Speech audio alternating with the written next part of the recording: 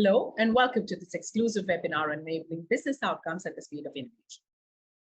I am Kanchi Shah, General Manager for Content and Strategy at Strategy, and it gives me immense pleasure welcoming you all here on behalf of Dell Technologies, AMD, and Strategy. Ladies and gentlemen, enterprise computing is essential to the success of many businesses. Pushing the limits of innovation with agility and performance, all with an eye on sustainability, is key when competing in today's environment. Organizations are expected to implement the latest technology to keep their businesses competitive, while safeguarding their data from hackers and critically discover ways to use less energy. All this needs to be done while looking at faster ways to automate routine updates, attract qualified help from a shrinking pool of talent. And of course, these challenges require a holistic set of solutions that include the latest hardware.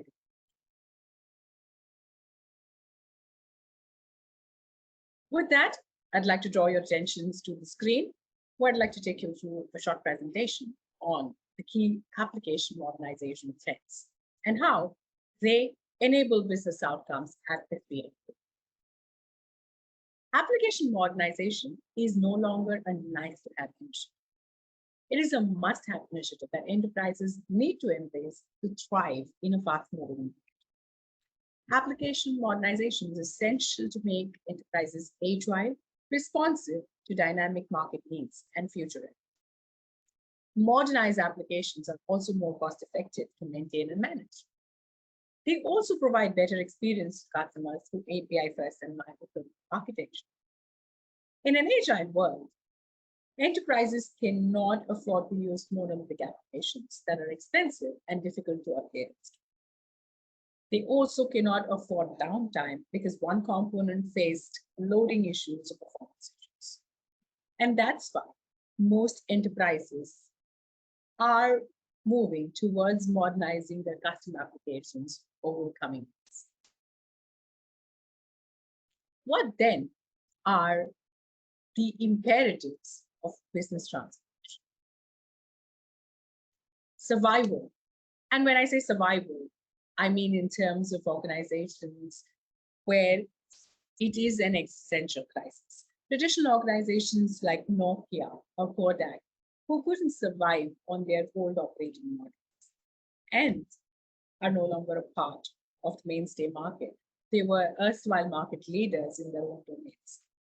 And hence, survival in many ways is an imperative for business transformation. We talk about digital native models, and digital native models enable organizations to be a part of global markets and service customers across the world. And these can only be brought forward by the opportunities that digitization is creating for business. Customer experience, just like delighting someone, people are expecting a hyper-personal experience when it comes to using products, services of organizations, and modernized applications help improve customer experience by enabling new services and processes with a more intuitive user interface. Employee productivity. If you see, modernized applications provide employees with fewer application incidents and an enhanced team utilization, as well as new features and functionalities to improve their productivity and give more to the organization. When you talk about improved revenue streams, upgrading systems for businesses allows them to provide new services and processes to customers that add value and in turn generate more revenue for the organization. And cost reduction, which is by reducing capital expenses, organizations can replace them with more manageable and scalable operating expenses, and hence the imperative of cost reduction that is a part of the business transformation process. How then can technology happen? What are the modernization spheres in terms of technology?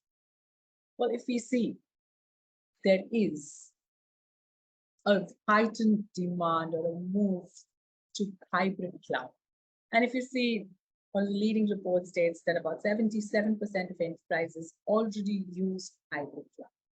The demand for hybrid cloud that brings in the security of a private cloud, and the cost efficiency of a public cloud has increased. While organizations are already using hybrid cloud and this to manage their workloads, hybrid cloud provides the right level of security, control, and consistency in operations, and hence the move. We're also seeing an increased adoption of containers. According to Gartner, about 75% of enterprises plan to run containerized applications in production. This popularity can be attributed to the increase in hybrid and multi-cloud adoption in the environments and the value that containerization brings to it. Well, containers allow enterprises to deploy applications quickly across multiple cloud platforms, and this makes applications more portable, makes migration to cloud platforms easier, and gives developers more time to focus on innovations each time. And hand in hand goes the increased interest in Kubernetes. We're seeing about 70% of organizations are already using Kubernetes. The need for scalability, reliability, and security has been the driving force for growing interest in Kubernetes. This helps enterprises build better products and applications. We're also seeing a lot of organizations re-platforming, refactoring, repurchasing legacy platforms. And this with the power that is required to compute workloads across environments. An increased adoption of AI, ML, and data caching with high performance computing is going. About 20% will increase over the next 3 years. High performance computing will be helpful in AI and ML as it requires high computational power and high data and speed up the machine learning that an organization requires. To enable all of this, organizations will require to aggressively work on their infrastructure strategies. How can partnering with an expert make application modernization reality? These are the different spheres that an expert partner can help enterprises with. Enterprises are looking at expert partners to modernize applications. It's important because there is no single right approach to migrating workloads or a single silver bullet towards a modernization strategy. A one-size-fits-all approach does not work. And an external partner has the experience and knowledge of modernization trends that can actually help organizations transform. It can help organizations transform in terms of infrastructure, in terms of UI, UX modernization, re-engineering, cloud enablement, workflow modernization, and an enhanced security. So through today's webinar, this is exactly what we're going to discuss. We're going to meet leaders and experts from both industry and the technology side and hear their modernization strategies. I'd like to welcome Mr. Sudhir Kanvinde, CIO for the Supreme Industries, who's going to be in conversation with me discussing the imperatives of application infrastructure modernization. Let's welcome him with a round of applause.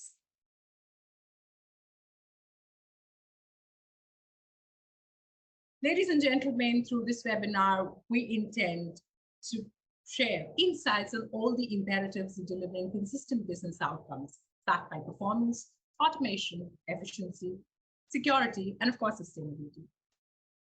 With our experts, we will also try to provide an insight into the building blocks of a modern, scalable, and secure infrastructure. And we will try to deep dive into accelerating performance and workloads, delivering the performance that organizations desire to deliver business outcomes that at the speed of innovation. Ladies and gentlemen, to do all this, I have in conversation with me, Mr. Sudhir Kanvinde, CIO for the Supreme Industries. Thank you very much for joining us today. Thank you for having me here. Thank you. So very quickly, Sudhir, we're going to launch into the first question that I have for you. And this one is, with the entire modernization journey that organizations are on, the applications, the workloads, and the data is spread across various on-prem, cloud, and edge environments. Between these environments, the interdependencies have surged intensely. How do you address the evolving compute demands in these kind of environments? Yeah, good question. So every company is looking for a sustainable competitive advantage. And for that, we need to consistently make big and small breakthroughs. And data is very important in this journey. As you mentioned rightly, there are multiple locations, on-premise, cloud. So data is scattered. How we can stitch that data? And for manufacturing, data is also spread across factories. In our case, we have 28 factories to are coming up. ERP is co-located, while some legacy systems are on cloud. So edge is about processing data closer to which it being generated. Like any manufacturing company will see there are multiple SCADA systems. So data is generated at factory level. And cloud computing often have different needs because every company like pharma will have a different needs. So industry specific needs are there, and these needs are increasingly combining these approaches into hybrid cloud IT systems. So global edge computing holds the key to digital transformation by enhancing industry's operational efficiency, performance, and ensuring data safety. So when we talk about computing using AI ML, we also need to make sure that all this information when we stage is secured. Otherwise, we'll have a problem. I think the future of edge computing looks strong, and we are working towards digital transformation with edge computing at this point for all this AI, ML, and computing data and analysis. Over to you. Fantastic. So we've touched upon the compute and the analysis part of it. And when we are on the modernization journey, the one thing that needs to be done is matching performance, reliability, and scalability. All this while being fiscally prudent. What are your strategies around infrastructure modernization while checking all these boxes? See, now information technology department has a very significant role to play in all business areas. In fact, IT is enabler for all innovations today, enhancing employee customer experience through simplification and transformation is the principle we follow at Supreme. When we start any performance improvement or reliability, scalability, we need to make sure that our backbone is very strong. So modernization of your network infrastructure is very important. And first step is to of the any digital transformation initiative. We are already on SD-WAN. The investment in network and infra can boost performance and enable your business to deliver apps and releasing faster because you have nowadays mobile app connectivity, everything is required, and that how you can release faster if your backbone is strong and while improving scalability and security. This infrastructure modernization, it is the process of replacing legacy hardware solutions. I'll give one example. In earlier assignment, when I was with government, we merged 6 data centers into one data center because every code used to have a different data center, different infrastructure, which was not required. So we brought all that information, all that data in one under one umbrella. This consolidation and rationalizing the infrastructure and building in automation. Once we rationalize, once our backbone is ready, we have a proper network infrastructure, then you start building automation. This is what we follow. Fantastic. That's a brilliant piece of insight of how consolidation happens and how automation can be built into systems by transforming the legacy systems into a modern base. When we touch upon AI and workloads specific to AI, including deep learning, the demands are specific to high performance server infrastructure. How do you see AI and analytics friendly infrastructure enabling AI driven insights and analytics into every process? Innovation is always needed in branding to maintain your unique position in the industry, positioning your brand correctly to the target audience.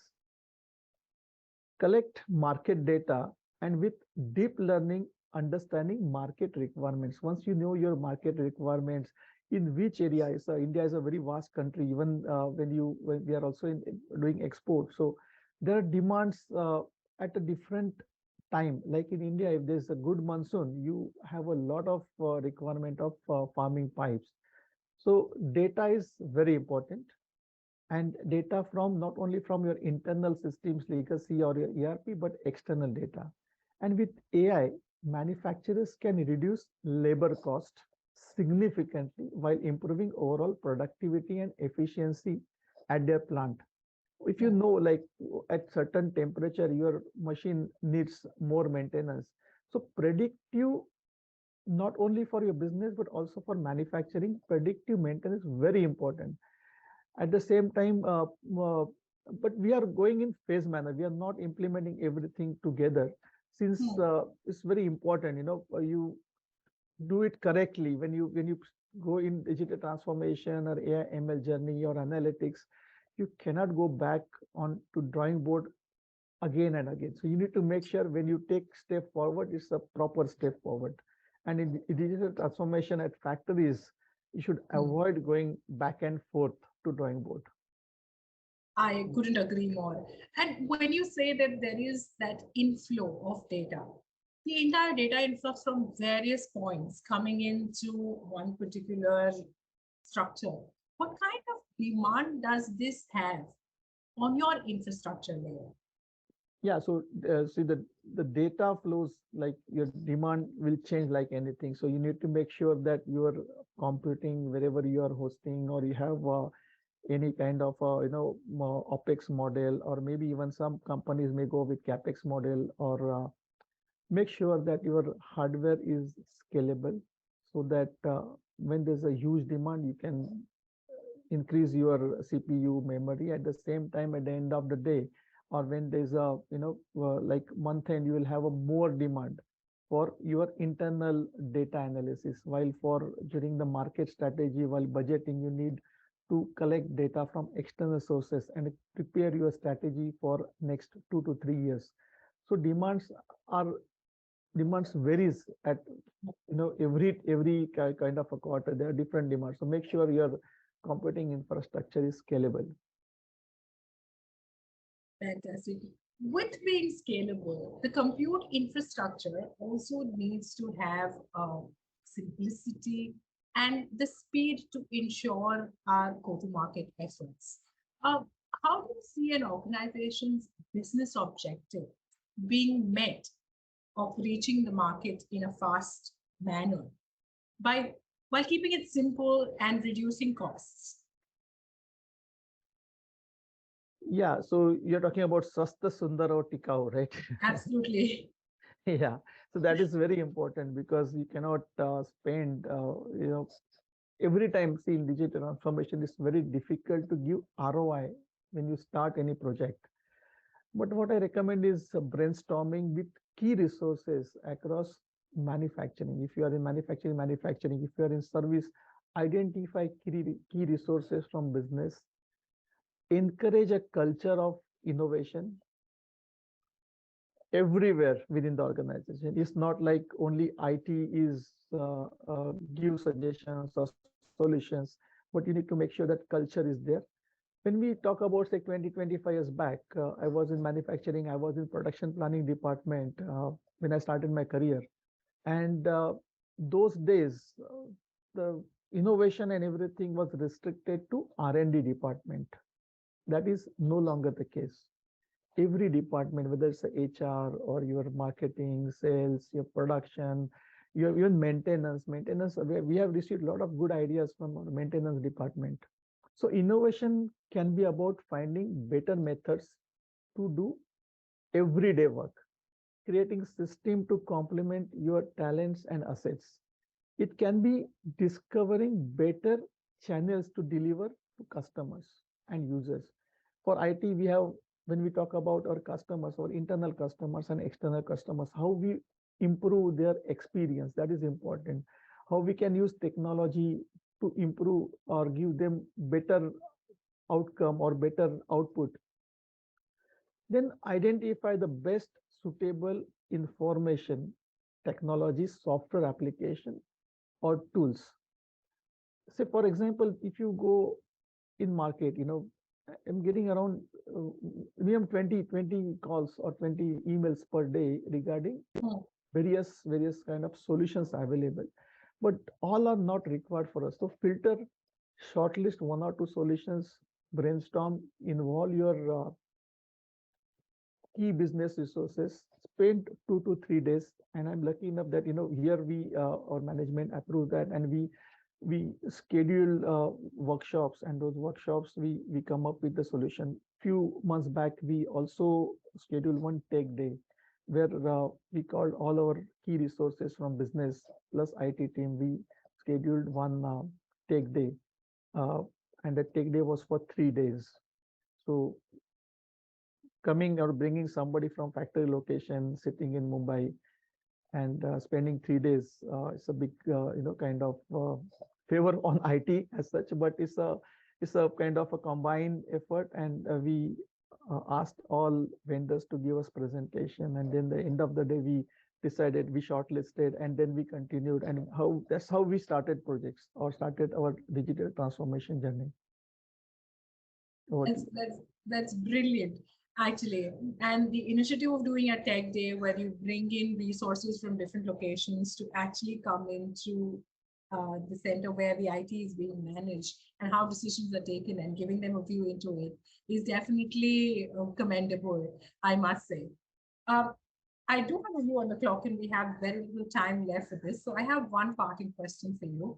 Uh, while we are enhancing infrastructure's ability to accelerate productivity, how do you see it powering business outcomes? Yeah, you see, that's why we are getting budgets because they see there are see, even for any exam, for school exam, college, engineering, or even medicine, one can easily get 80 marks if you work hard, do a lot of studies. But from 80% to 95%, you need external factors. They also play a big role. How you get data, how you kind of decide what is expected in next 5 years or maybe in next 10 years. I'm not talking about IT. IT technology will change every 2-3 years. But when we talk about market demands, market expectation, understanding business requirements, so expectation management is what one should look at. If we manage to identify expectation management, I think will be a win-win situation. And in this entire process, IT plays I'm not saying IT plays the 100%, but at least 10% I can say. And that 10% are very important, and 80% to 95%, if somebody wants to achieve marks, then IT involvement is must. Fantastic. I think this has been a brilliant piece of conversation. Thank you very much, Sudhir, for taking us through these challenges, which, by the looks of it and what you've highlighted, require a holistic set of solutions that include the latest technology playing an active role, and how IT and technology leaders are deploying adaptive compute and autonomous infrastructure to enable proactive resilience and help business innovate is what you've taken us through. So thank you very much for that, Sudhir. Thank you, Kanchi. Thank you for having me here. Thank you. It was interesting. It was lovely having this conversation with you. Thank you. Thank you. Thank you very much, Sudhir. Ladies and gentlemen, that was an industry perspective on infrastructure modernization and how that can actually deliver tangible business outcomes. With that, time now to hear it from Mr. Arvind T.S., Senior Systems Consultant at Dell Technologies, who's going to take us through the new tech fence.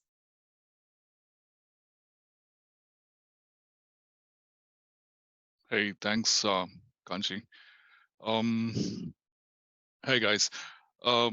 So as a futurist, I look far ahead, but I also look at the short term, which really gives business leaders and decision makers an understanding of things that need to focus on right now and right here. I want to talk a little bit about my perspective about various tech trends. So AI everywhere, right? It was not a trend to be talked about for many years, but in 2023 it will enter the mainstream. So we now have apps which have AI embedded in them. We have a no-code environment, which means anyone can design new AI applications without any knowledge of programming. We now have AI as a service, which means companies that store your data have the ability to simply switch on to new AI capabilities. And this will sort of augment all our jobs.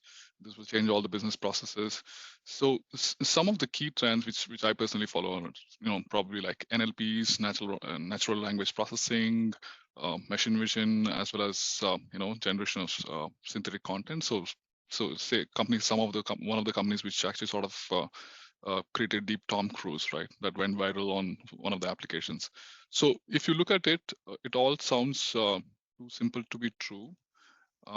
It is true in a way because there's a way to simplify AI by accessing data, building and training models, and turning valuable insights into action faster and more efficiently.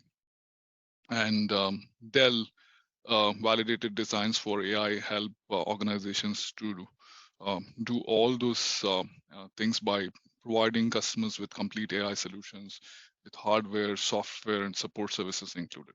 So each solution is tested and validated to excel at AI workloads such as MLOps, automated machine learning, and virtualized AI. Instead of focusing on architecture and setup required for AI, organizations can focus on AI innovations and deliver business values. So the Forrester TEI study recently found that Dell Technologies validated designs for AI provided incredible value for organizations across the board. The secret lies in a centralized AI environment, which users can manage and leverage the full spectrum of organization data in a simplified manner. I want to talk a little bit about intelligent and connected world. In 2023, we will see increasingly intelligent, connected world that uses technologies like IoT, so smart intelligent devices that are storing and transmitting the data. It is then enabled by other technologies like 5G or 6G that is coming along. So this will enable the smart world that create things like nanobots that could swim in our bloodstream, help us monitor our health, and we can have more intelligent smart cities. Energy grids that can, that we can monitor using digital twin tech and AI. So this will again increase smarter connected device, and the world will, we will probably reimagine many sectors like healthcare to city planning and manufacturing, right? I want to talk about programmable world in 2023. We probably, or going forward, we will see increasingly digitally editable world where we can change the real world by manipulating in the digital world. So for example, a digital twin that is a digital copy of a real world object. So let's take a car, for example, right? A race car, a Formula One car. We can design the car in the digital world, and we can even run it in through digital world through simulations and tests during using digital wind tunnels, and then can 3D print the components of the car. Um, you know, uh, More on sustainability, we're seeing the data centers that are much greener and much less energy hungry. We're seeing data centers that are even carbon negative and using not only sustainable energy, but also generating energies themselves. And all of this can be used to do good to our planet. Now, with all this innovation, the context which I created for around innovation, we believe that Dell PowerEdge service deliver technology solutions that help customers adapt, innovate, and grow. Dell servers are designed with customers' workload in mind. We start with the customer's workload and design servers from ground up to meet their unique requirement, which we call adaptive compute. We help customers to make steps towards full infra automation with autonomous compute infra, reducing their IT burdens. Our PowerEdge servers are designed with a security-first approach for secure interaction and the capability to anticipate potential threats. We call this proactive resilience, right? The traditional approach to service design has typically been a general purpose machine with plenty of upgrade and configuration options. So these are then tailored to fit customers' workload requirements with varying degrees of success. Now, new Power service are designed from the start with the customer's outcome in mind already, right?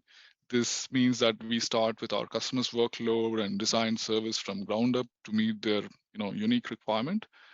This is on top of our award-winning mainstream Power server, which are designed for data centers, which we have introduced. We've introduced servers that are specialized servers. Um, you know, um, like Power servers, which are specialized for HPC with high core node density per rack that enables HPC resource rendering, vectorized and advanced vectorized extensions. Uh, we have Power servers which are sort of scale optimized. Servers are feature optimized full performance enterprise servers designed for customers looking to scale out their compute environment without sort of over provisioning. They provide cost-effective transitions to latest technology available today, giving them additional choices to help optimize the profitability of the business. Uh, these servers are also edge optimized. PowerEdge servers, Dell PowerEdge servers, are designed to bring Tier 1 features to customers' edge and telco environments with full PowerEdge server feature and managed deployment and security. And they're built with a minimum footprint and full enterprise compute features to optimize expensive edge space and deliver targeted virtual experiences. So these new specialty servers are specifically engineered to deliver accelerated compute at a far edge. Um, and they're also GPU optimized. They are designed to bring some extreme accelerator support for the most demanding workload with maximum performance for the entire spectrum of HCI, HPC, AI, ML, and DL training and inferencing. Also database analytics and VDI workloads. So if I have to summarize, Dell AMD PowerEdge server address evolving compute demands with a platform engineered to optimize the latest technology advances across processor, memory, networking, storage, and acceleration.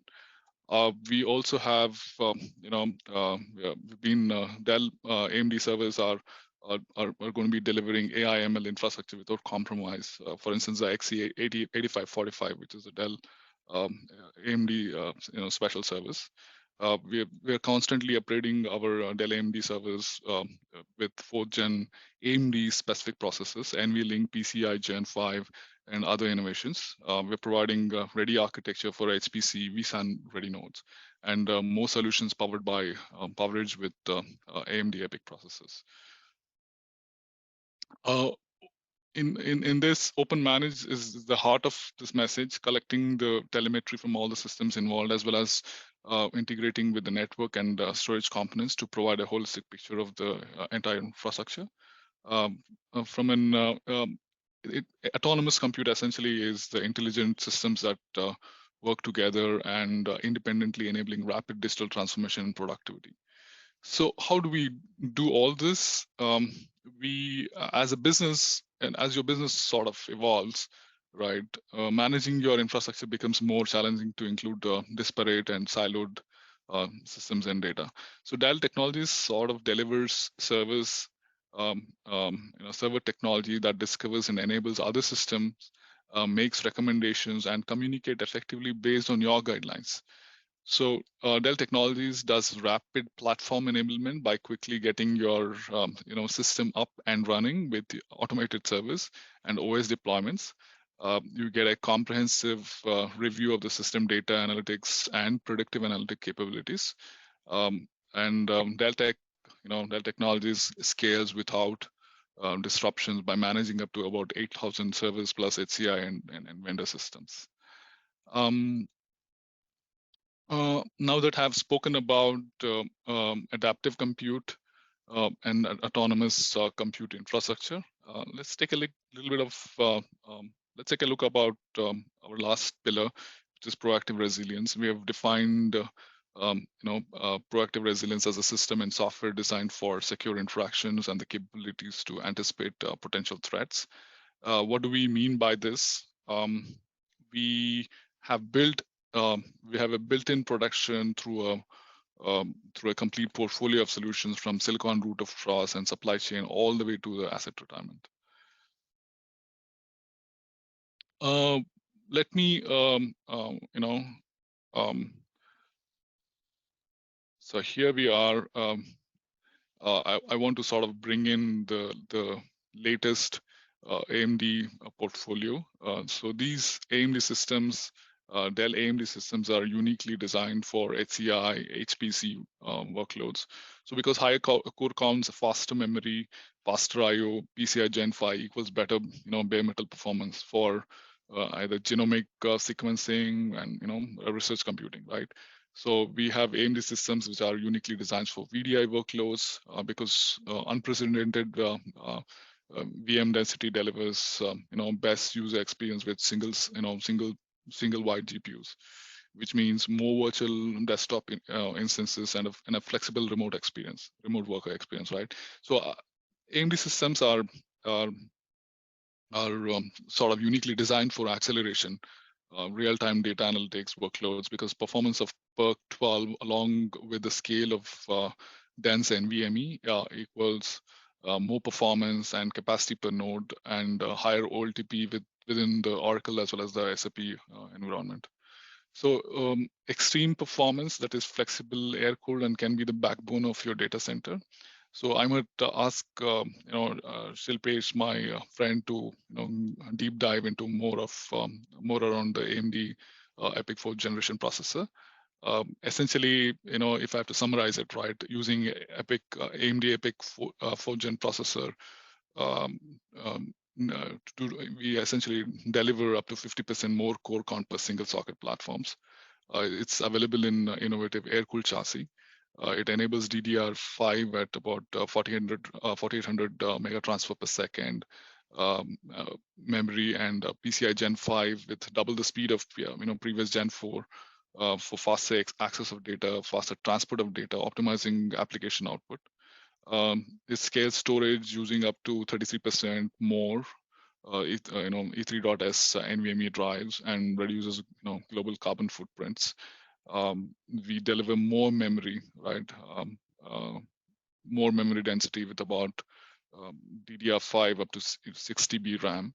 And of course, all the Dell AMD platforms servers come along with advanced management and scripting support with integrated iDRAC 9 and Redfish APIs. Thank you very much, Arvind, for taking us through that presentation. And I have a few questions for you with reference to the new tech trends that you have taken us through.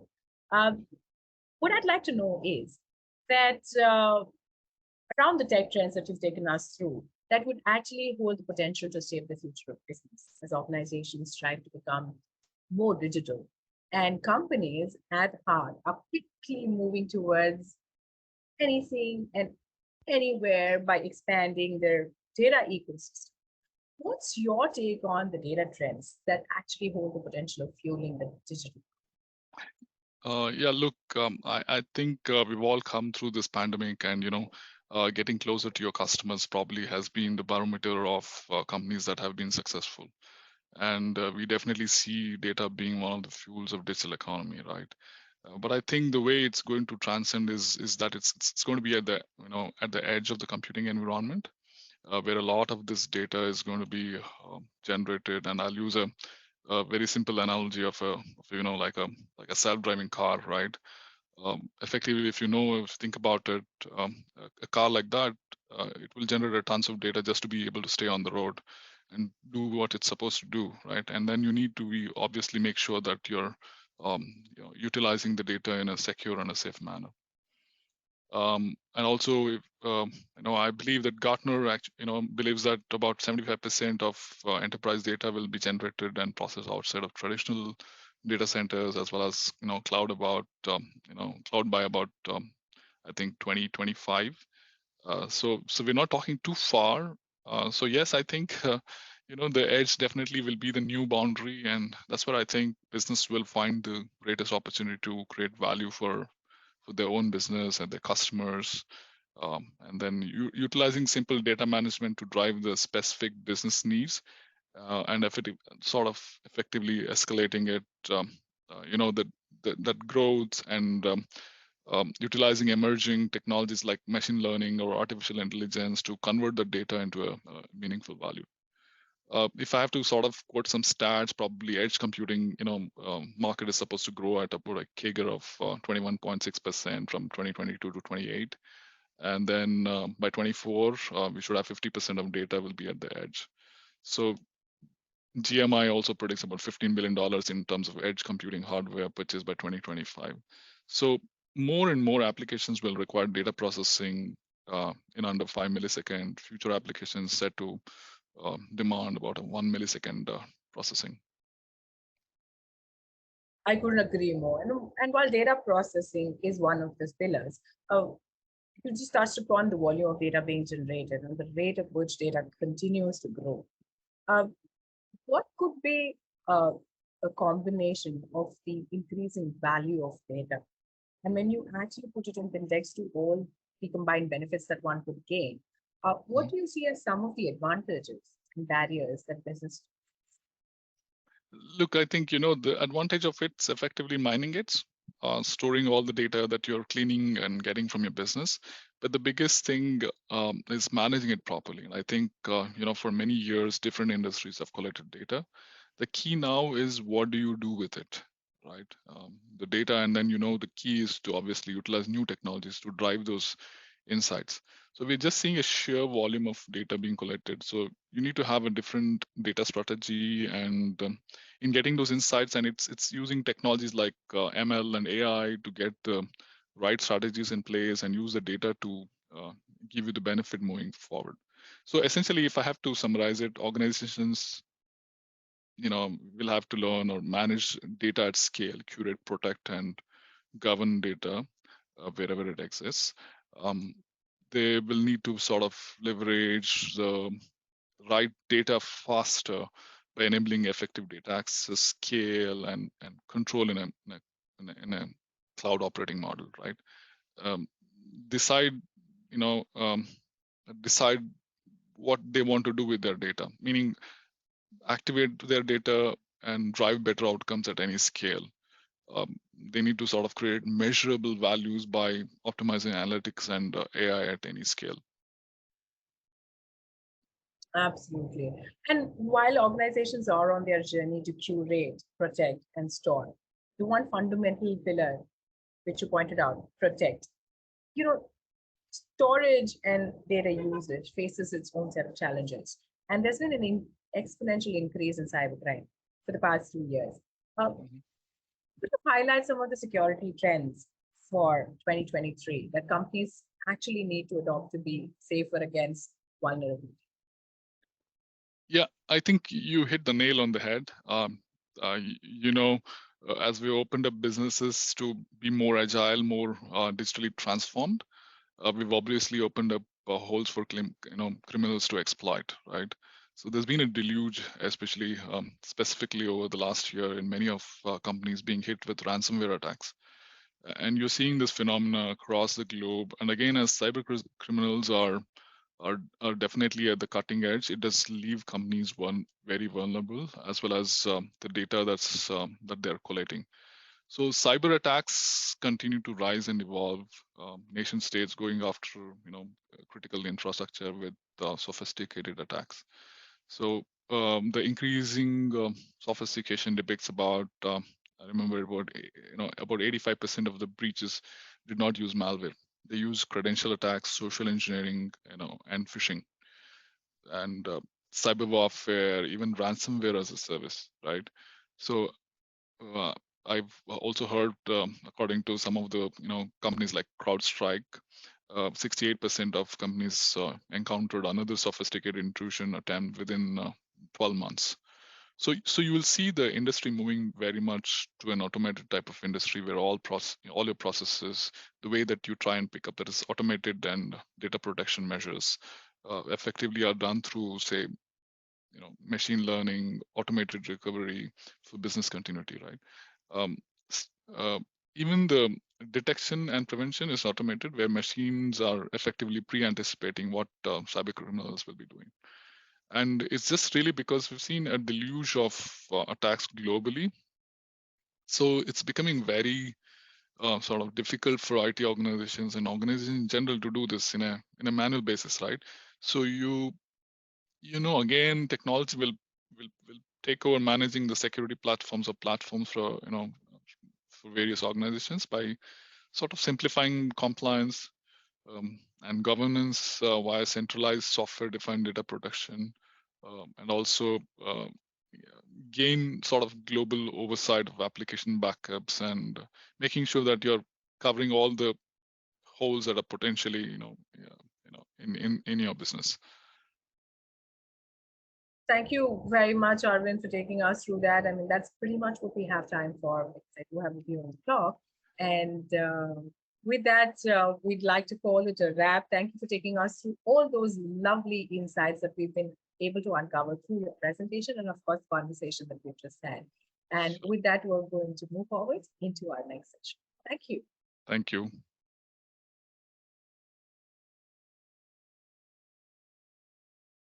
All right, ladies and gentlemen, I have with me Mr. Silpesh Shah, who is the Senior Solutions Architect for AMD India.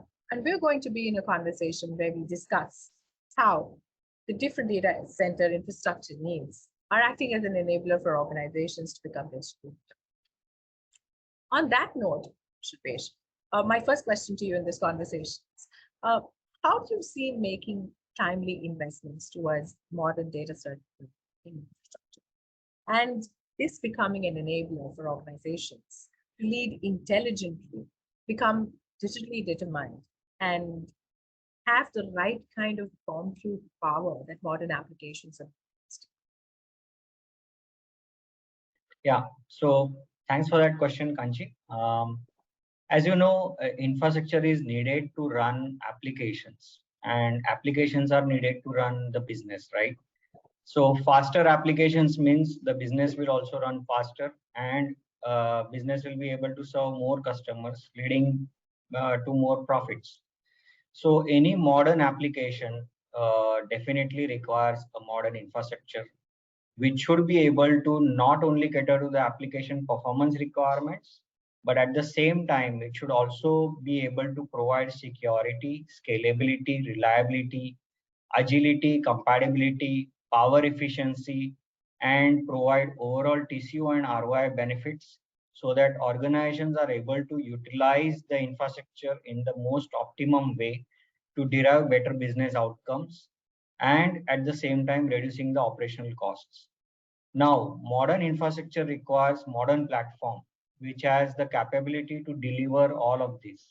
And AMD EPYC processors packed with industry-leading innovation are specifically designed to provide all these benefits. I would like to mention some of these innovations, like AMD EPYC is the world's highest performing x86 CPU in the world today. It has chiplet-based modular architecture, which provides scalability up to 96 cores per socket. There is 5 lithographic node process for the industry-leading power efficiency and performance per watt related benefits. And then there is faster DDR5 memory and CXL 1.1 support. We have 50% higher memory bandwidth and next generation Infinity Fabric, PCI Generation 5, and higher amount of L3 cache. All these provide lower application latency and higher throughput, which is required by the modern applications. We have built-in Infinity Guard security features for the next level of data security to help protect against modern cyber attack threats, and next generation Zen architecture. And all this put together, it provides almost double the performance benefits per socket compared to our previous generation, and almost 3 times the performance per socket when we are comparing against our competition. Thank you, Silpesh. So in your articulation, you've actually covered everything that an organization could probably be looking for, whether it's reliability, scalability, sustainability, and addressing all those issues in a secure fashion. Yeah. When we talk about all the features that you've just taken us through and everything that is getting addressed as a potential pain point that organizations would probably have, it's important to think to create an information-powered data management architecture. especially in the way of organizations attempting to drive hyper-innovation-led competence? Yeah. So, hyper competitiveness is comes from how innovative you are. And today's technology in terms of AI, ML, DL is actually helping customers to bring in that hyper competitiveness. So deep learning techniques, which have enabled greater success in many fields like computer vision, neural language processing, gaming, autonomous driving, etc. While building these components, the choice and design is very, very important, and it has to be tuned for the respective AI, ML, DL use cases, which can have a big impact on the speed, accuracy, and business value of deploying these solutions. So AMD has a vast portfolio of CPUs, GPUs, as well as respective software library like AMD ROCm, which is built for flexibility and performance for HPC and AI related workloads. This can give you, compilers, libraries, and tools designed to accelerate the code development uh, for these kind of use cases, which the customer would like to deploy. And ROCm is also open software platform, and it allows customers to tap the power of AMD Instinct GPUs and accelerators to derive scientific discoveries. And it is built on the foundation of open portability and supporting environments of not only AMD but across multiple accelerator vendors and architectures. So with this complete solution put together, customers can get more and better benefits with the AMD platform and its related software. You've taken us through how innovation can lead to hyper-competitiveness and what power an AMD processor can, AMD server packs.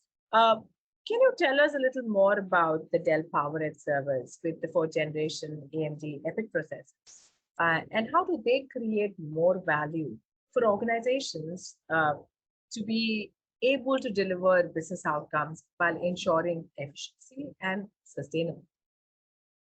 Right. So Dell PowerEdge servers built with AMD EPYC processors provides the highest application performance to date.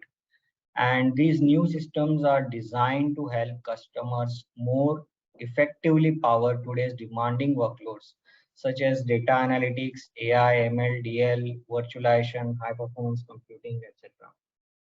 And these servers are also designed to fully take the advantage of AMD EPYC processors from performance perspective, from a power efficiency perspective, and from security perspective.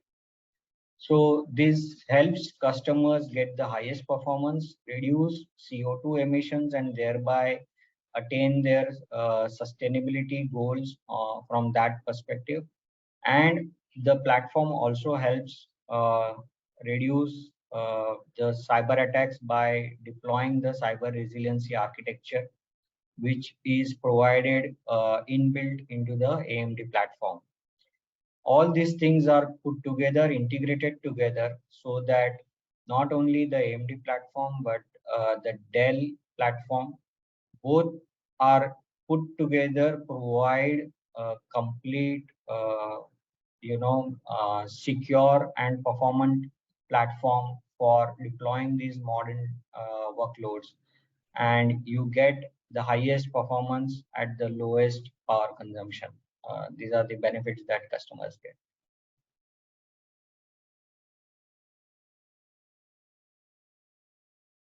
Thank you. I couldn't agree more on all those benefits that customers stand to gain from everything that this powerful processor packs. We've also seen that threats and the cost of a data breach and reeling from the after effects of a ransomware can be devastating. Yeah. How do you get security right while modernizing, especially with built-in cybersecurity that can protect customers' sensitive? Right, Kanchi. So, AMD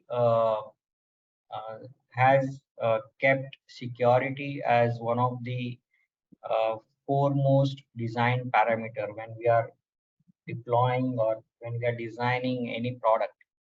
Security is the first one which needs to be considered. How we can make everything more secure. Because if the platform is secure, everything built on top of that is secure. Okay, so it's entire chain.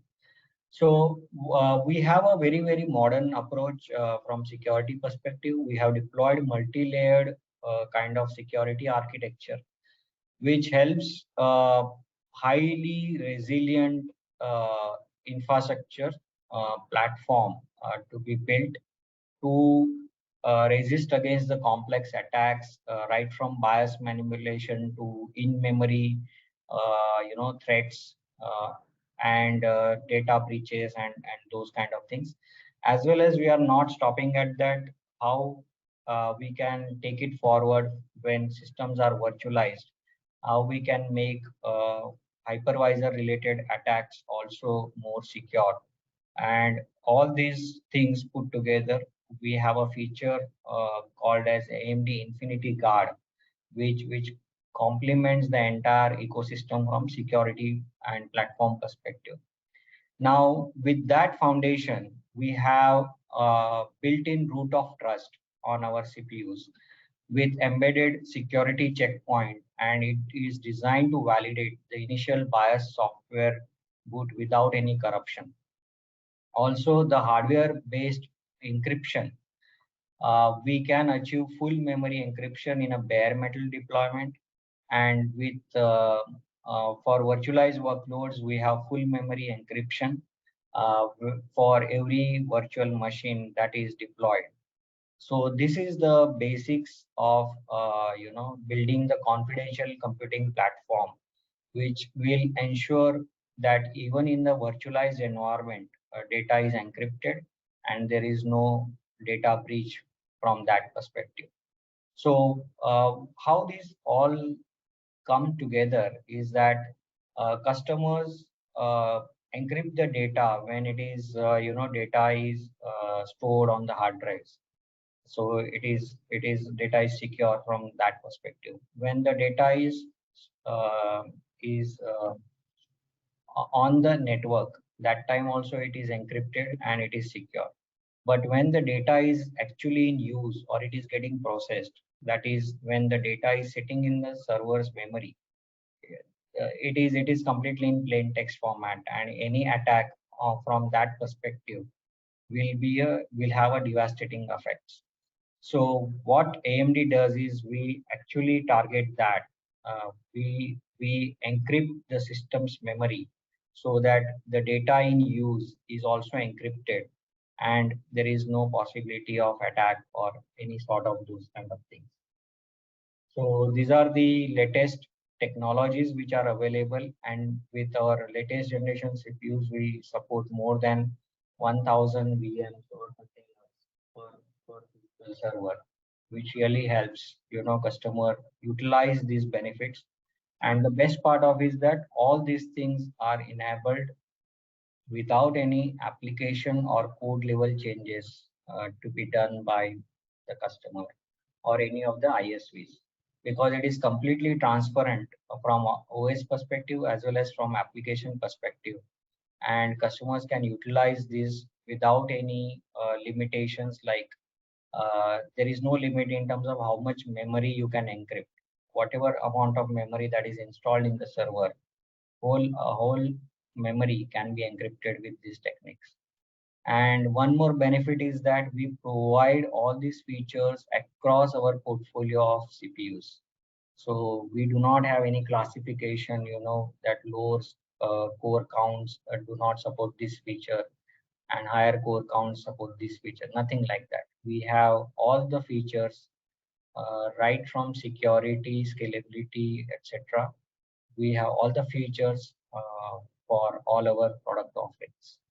So from that perspective, it is very seamless for the customer just to pick and choose the right amount of compute power that is required, and they get all the relevant security features along with that. Brilliant. Absolutely brilliant. Shilpesh, I do have a view on the time, and we have very little of it left for this conversation. So my final question to you for this discussion is, from an infrastructure modernization standpoint, companies need to look at their networks, storage, and compute. They can actually help with the kind of power that workloads demand. Yeah. How do Dell and AMD play partners in progress for organizations in enabling them harness the power from core to edge easily? Right. So we have a very strong roadmap, and we have been, delivering on our roadmap very consistently. And from core to the edge to the cloud, we have, different products designed for different functionalities, which help deliver the required performance in a much better, optimum way and power efficient way. So for the edge computing, we have in roadmap our next generation CPUs, which are specifically designed for edge kind of deployments, which provide very high performance at a lower power consumption. From the data center perspective and cloud perspective, we have our EPYC processors, which provide a very high performance at the industry leading performance per watt perspective. And we have more than 300 plus world records for our EPYC processors. So irrespective of applications that customer would like to deploy, we have world records in most of them, as well as the various kind of deployments, whether it is on premise or in cloud or in a hyper converged infrastructure way, or in a virtualized way, or on containers or on bare metal. We have world records on everything. So basically our platform is tuned for not only certain workloads, but all the different kind of workloads that enterprises would like to deploy. And they can deploy it very, very confidently, because after all, it is x86 architecture, and all those x86 applications are certified on AMD platform. So from that perspective, they get all these benefits, compatibility, etc. They get the highest performance, they get lowest power consumption, and they get best scalability and best performance per socket, as well as performance per core. Uh, and all this translates into a lot of TCO savings for the customers. Thank you. Thank you very much, Shilpesh, for taking us through that brilliant conversation that we've just witnessed. Thank you for taking us through how organizations can integrate infrastructure and modernize their data centers and cloud to deliver tangible business outcomes. Thank you very much, everybody. And with that, we'd like to call this a wrap. Thank you. Thank you very much, Kanchi. Thanks a lot. Thank you very much, Shilpesh, for taking us through that brilliant conversation. Thank you for touching upon how organizations can integrate their infrastructure with data centers and cloud to deliver tangible business outcomes. It's been a brilliant conversation. Thank you for being here. With that, ladies and gentlemen, it's a wrap. I hope you've enjoyed your time at this exclusive webinar on enabling business outcomes at the speed of innovation. We just request a few more moments of your time to fill in the feedback form. Your feedback is invaluable, as it helps us improve the content, structure, and delivery of our conferences. I thank you on behalf of Dell Technologies, AMD, and Strategy for joining us and spending your valuable time. We look forward to welcoming you at our forthcoming conferences. Until then, stay safe, stay healthy, and do enjoy the rest of your day.